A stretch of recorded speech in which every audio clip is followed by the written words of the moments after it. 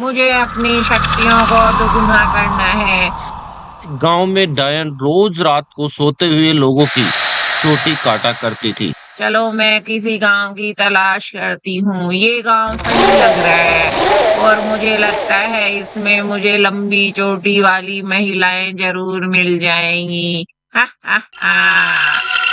अरे वाह, ये तो बड़ी गहरी नींद में सो रही है। मेरा तो काम हो जाएगा, इसकी लंबी लंबी चोटी मैं काट लेती हूँ। और रोज रात को वो डायन आती और किसी न किसी महिला की सोती हुई की चोटी काटकर अपने साथ ले जाती थी।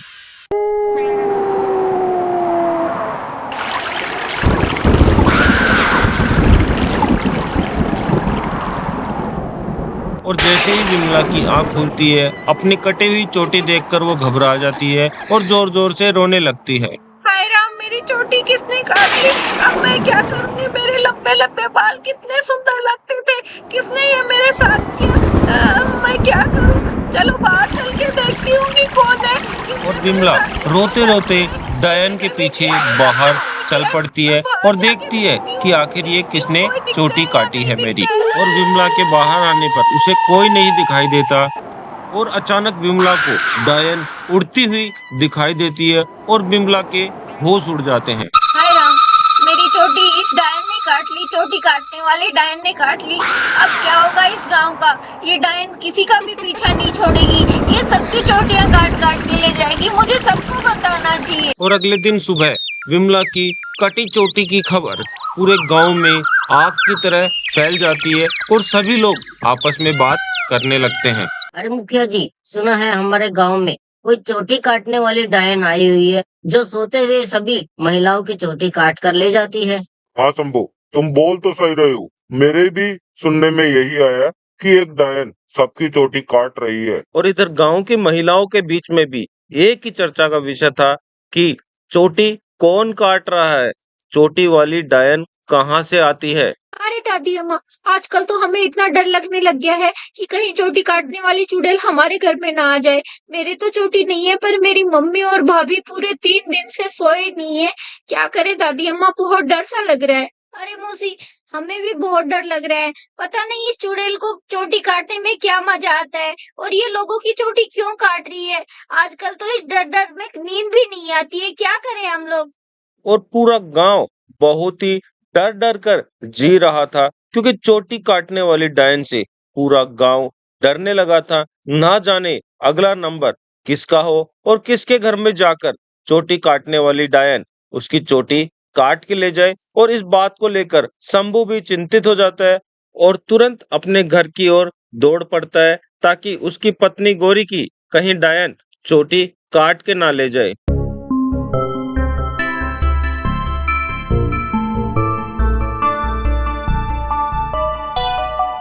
और शंभू जैसे ही घर पे पहुंचता है तो उसकी पत्नी गौरी अपने बालों में कंघी करती रहती है और शंभू उसको देखकर उसके पास आकर कुछ बोलने लगता है।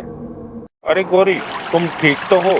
तुम्हें पता है गांव में अभी चोटी काटने वाली डायन घूम रही है और 3 लोगों की अभी तक चोटी काट चुकी है। तुम जरा अपना ख्याल रखना और तुम्हारे बाल बहुत लंबे होने लगे हैं।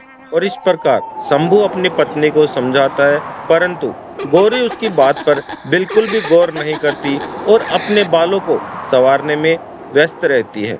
गौरी, अरे गौरी, सुनाई दे रहा है तुम्हें मेरी बातें? गांव में बाल काटने वाली डायन घूम रही है जो लोगों की चोटी काट कर ले जा रही है। तुम्हारे बाल भी दिन प्रतिदिन बड़े होते जा रहे हैं, कहीं तुम्हारी चोटी ना काट के ले जाए। ध्यान रखना। अरे तुम बिल्कुल चिंता मत करो। मेरी चोटी मैं किसी भी डायन को नहीं काटने दूंगी। कोई भी डायन मेरे बालों का कुछ भी नहीं बिगाड़ सकती है। और फिर रात होते ही डायन निकल पड़ती है अपने नए शिकार की ओर। अरे वाह, जैसा मैंने सोचा था वैसा ही हुआ। मेरा शिकार तो सो रहा है और बहुत जल्द मैं अमर बन जाऊंगी। मुझे 2 ही चोटियां काटनी है।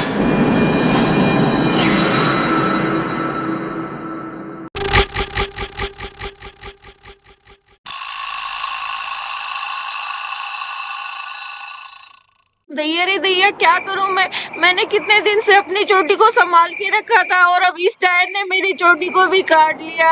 दैया रे दैया, क्या करूं मैं अब? और इस प्रकार डायन का प्रकोप बढ़ता जाता है और वो एक एक कर सभी महिलाओं की चोटी काटने लगती है। अरे भाई, कल भी हमारे गांव में चुड़ैल ने किसी महिला की चोटी काट ली, लेकिन एक बात समझ में नहीं आई।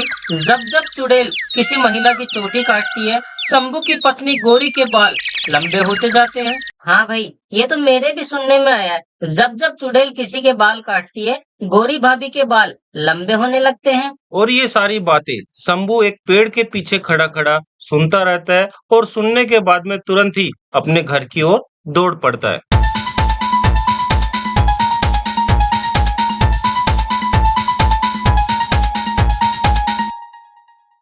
और जैसे ही शंभू घर पे पहुंचता है तो क्या देखता है कि वाकई में उसकी पत्नी गौरी के बाल पहले से ज्यादा लंबे और घने हो गए हैं और गौरी भी बैठी बैठी अपने बालों को ही संवारती रहती है। गौरी, आज भी हमारे गांव में चुड़ैल ने किसी महिला की चोटी काट ली, क्या तुम्हें भी इसके बारे में पता है? और शंभू इस प्रकार से अपनी पत्नी को बोलता रहता है, लेकिन उसकी पत्नी अपने बालों को बनाने में ही व्यस्त रहती है और शंभू की कोई भी बात नहीं सुनती।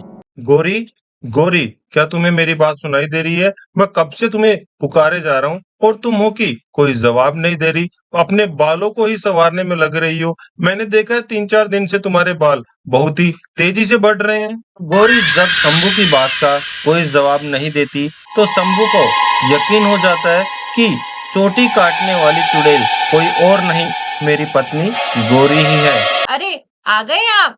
कब आए आप? अरे गौरी, मेरे को तो बहुत समय हो गया और कब से मैं तुम्हें पुकारे जा रहा हूँ।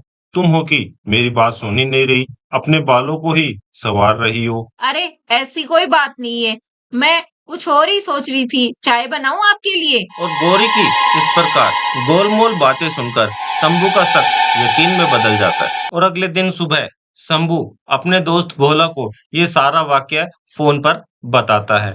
हेलो भोला, मैं शंभू बात कर रहा हूँ। यार, एक बड़ी समस्या आ गई है। गांव में एक चोटी काटने वाली डायन घूम रही है और मुझे शक है कि वो चोटी काटने वाली डायन कोई और नहीं, मेरी पत्नी गौरी ही है। अरे भाई शंभू, ऐसा थोड़ी ना होता है। कहीं भाभी को लेकर तुम्हें गलतफहमी तो नहीं हो गई? अरे नहीं बोला, मुझे यकीन है, क्योंकि जब भी किसी महिला की चोटी कटती है तेरी भाभी गौरी के बाल बढ़ जाते हैं। अच्छा, ऐसी बात है तो बिल्कुल भी घबरा मत। कल ही मैं गांव के लिए रवाना होता हूँ और कल ही हम इस बात का पता लगाएंगे। हाँ भोला, तू जल्दी करके आना, अब तो यार मुझे डर सा लगने लगा है। और अगले दिन रात को माजरा क्या है ये जानने के लिए भोला और उसका दोस्त शंभू आपस में कमरे में छुप जाते हैं और छुप छुप कर वो गौरी को देखते रहते हैं। और ठीक रात को 12 बजे गौरी उठती है और इधर उधर देखती है।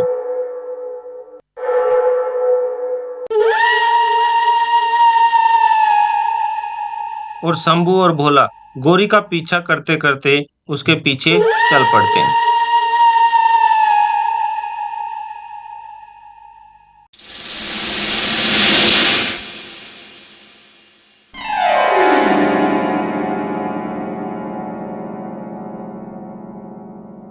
अरे भोला, देखा तुमने गौरी कैसे एकदम से डायन बन गई? और जैसे ही चुड़ैल महिला को अपना शिकार बनाने लगती है तभी उसका पति उससे बोल पड़ता है। अरे गौरी, ऐसा मत करो, तुम क्यों इन महिलाओं की चोटी काट रही हो? और आवाज सुन चुड़ैल पीछे मुड़कर देखती है और बोलती है, मैं कोई गोरी वोरी नहीं हूँ, मैं चुड़ैल हूँ, चोटी काटने वाली चुड़ैल। अरे गौरी भाभी, देखो मैं भोला तुम्हारा देवर, तुम लोगों की चोटी क्यों काट रही हो? क्या हो गया है तुम्हें? चले जाओ यहाँ से, वरना मैं तुम्हारा गला काट के तुम्हारा खून पी जाऊंगी।